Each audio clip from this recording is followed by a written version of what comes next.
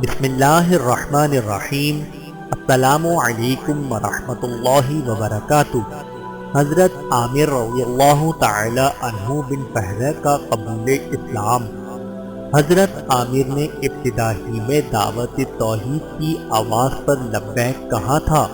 حضور اکرم صلی اللہ علیہ وآلہ وسلم اس وقت تک ارقم بن ارقم کے مکان میں پناہ گزین نہیں ہوئے تھے۔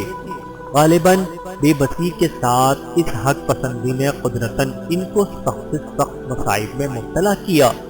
طرح طرح کی اذیتیں پہنچائی گئیں، لیکن آخر وقت تک استقامت کا دامن ہاتھ سے نہ چھوٹا، یہاں تک کہ حضرت ابوبکر صدیق کے دست کرم نے قید غلامی سے نجات دلائی۔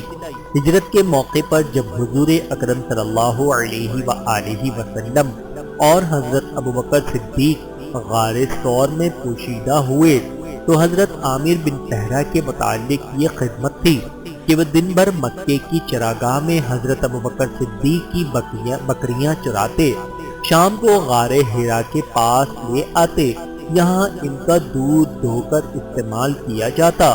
جب یہ قافلہ غار ثور سے آگے بڑھا تو حضرت ابوبکر صدیق نے ان کو اپنے پیچھے بٹھا لیا اور وہ بھی آپ صلی اللہ علیہ وآلہ وسلم کے ساتھ ہی مدینہ پہنچے۔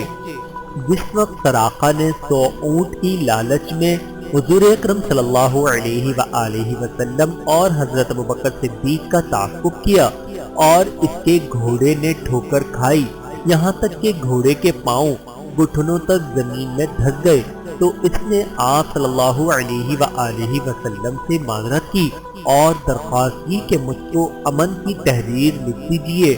اس وقت حضرت عامر بن فہرہ نے ہی چمڑے کے ایک ٹکڑے پر فرمان امن لکھا تھا۔ حضرت عامر رضی اللہ تعالی عنہ پر اللہ رب العزت کی کروڑوں رحمتیں نازل ہوں، آمین ثم آمین۔